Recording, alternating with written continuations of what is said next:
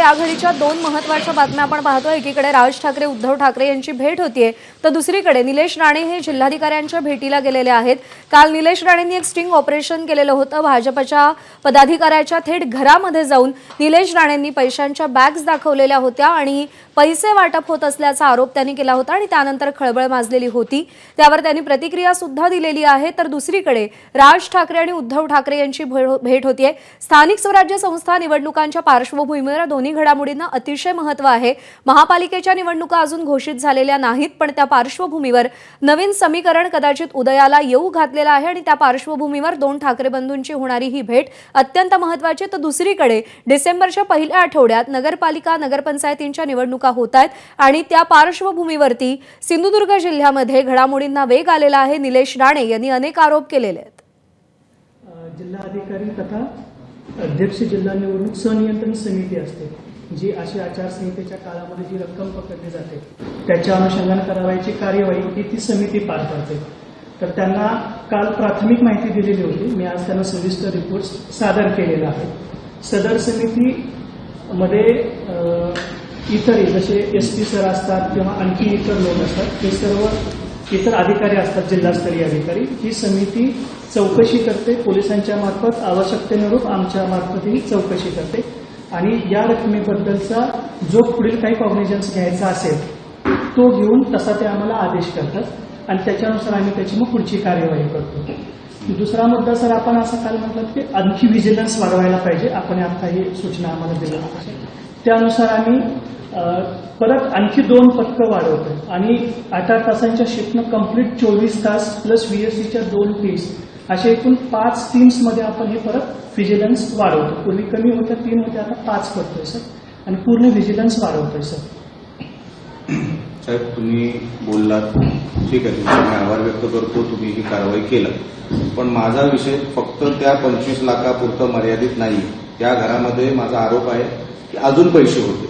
आता सर्च करायला माझ्याकडे अधिकार नाही, तर आपण पोलिसांना आदेश देऊ काल रात्रीच, कारण आता ते हलवले असणार सगळे। आता काय तिकडे काय तुम्ही सिक्युरिटी ठेवली नसणार, कोण तिकडे बंदोबस्तालाही नसणार, ते जे पैसे आले ते पण त्या लोकांनी तिकडून हलवले।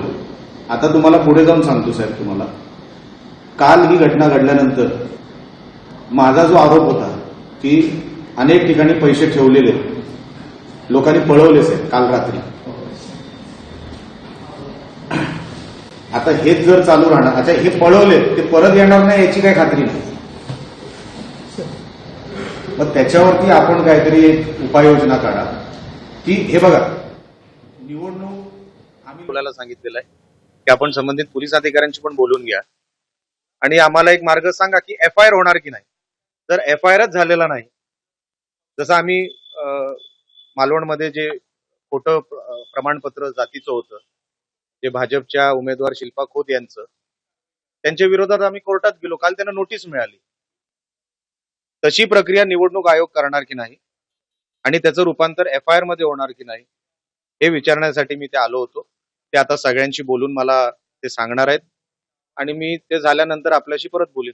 कागदी घोडा ह्याच्यात कागदी घोडा असं कुठेही आलेलं नाही। गव्हर्नमेंटमध्ये मीही काम केलेलं आहे, करतोय। काही प्रोसिजर असतात ते फॉलो करावे लागतात। सगळेच अधिकार एकाच अधिकाऱ्याकडे असतात अशातला भाग नाही। त्यांना जिथे ती काय अहवाल समिती असते त्या अहवाल समितीकडे तो रिपोर्ट गेलेला आहे। ती मग अहवाल समिती संबंधित पोलीस अधिकाऱ्यांशी बोलणार आणि ती FIR ते नोंदवतील। मी कोणावरही आता आरोप करू शकत नाही, कारण का प्रोसिजर ते फॉलो करतायत। प्रोसिजर कंप्लीट झाल्यानंतर ते मला सांगणार आहेत।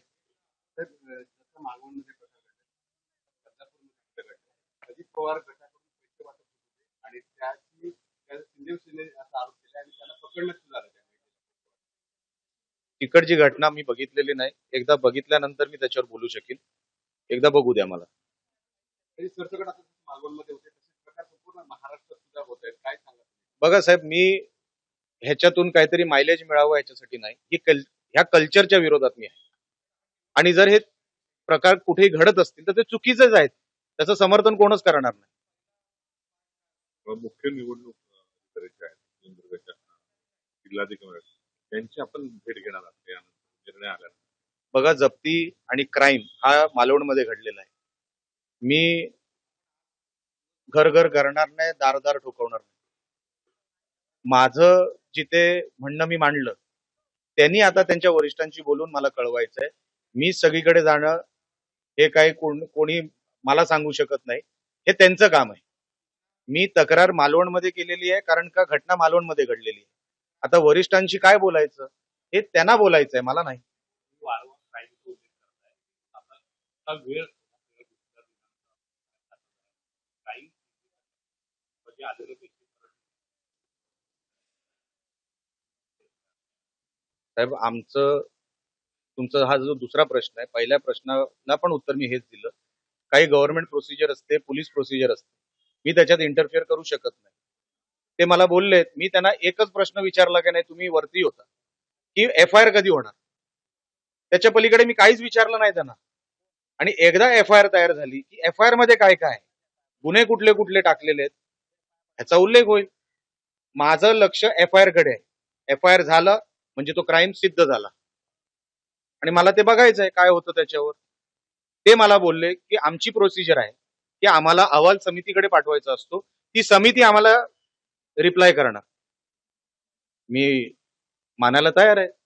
आता मी PI साहेबांकडे चाललोय, त्यांच्याकडे मी विचारतो की तुमच्याकडे कुठल्या अहवाल समितीच्या कुठल्या सदस्यांनी तुमच्याशी काय बोलणं केलंय का, ते मला सांगतील. पण FIR नोंदवण्यासाठी जे काय करावं लागेल तिथपर्यंत आम्ही पोहोचणार.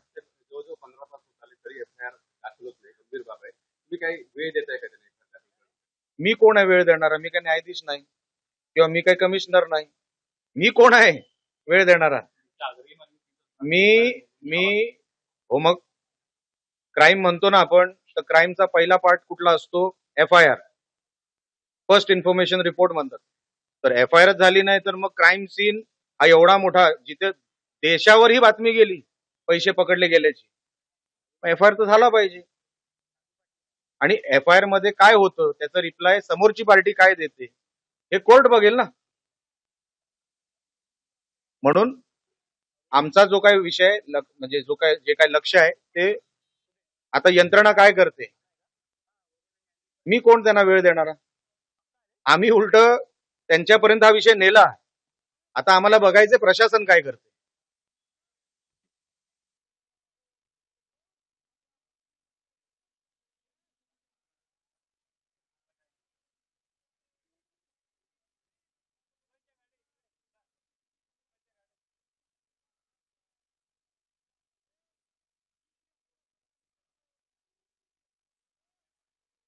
पैशाची बॅग आढळली आणि त्यानंतर आता निलेश राणे आक्रमक झालेत आणि या सगळ्या प्रकरणामध्ये कायदेशीर कारवाई केली जावी आणि हा जो ट्रेंड प्रस्थापित होतोय तो मोडीत काढण्याचा आपला प्रयत्न असल्याचं निलेश राणे म्हणालेले आहेत. या घडीच्या सध्या 2 महत्त्वाच्या बातम्या आपण पाहतोय.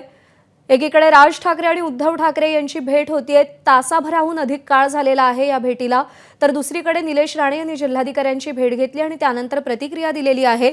जुलै महिन्यापासून या सगळ्याची चर्चा, राज ठाकरे आणि उद्धव ठाकरे यांच्या एकत्र येण्याची चर्चा जुलै महिन्यापासून प्रामुख्याने सुरू झाली. कारण का मराठीच्या मुद्द्यावरून पहिल्यांदा हे दोन्ही भाऊ कित्येक वर्षांनी एका व्यासपीठावर आले आणि हिंदी सक्तीला त्यांनी विरोध केला आणि त्यानंतर सातत्यानं या 2 भावांमध्ये चर्चा होत राहिल्या, गाठीभेटी होत राहिल्या आणि त्यानंतर मुंबई महापालिका निवडणुका आणि एकूणच राज्यातल्या महापालिका निवडणुकांच्या पार्श्वभूमीवर 2 भाऊ एकत्र येण्याची चर्चा जोर धरत असताना आता थेट जागा वाटपासंदर्भात चर्चा होत असल्याची माहिती आहे.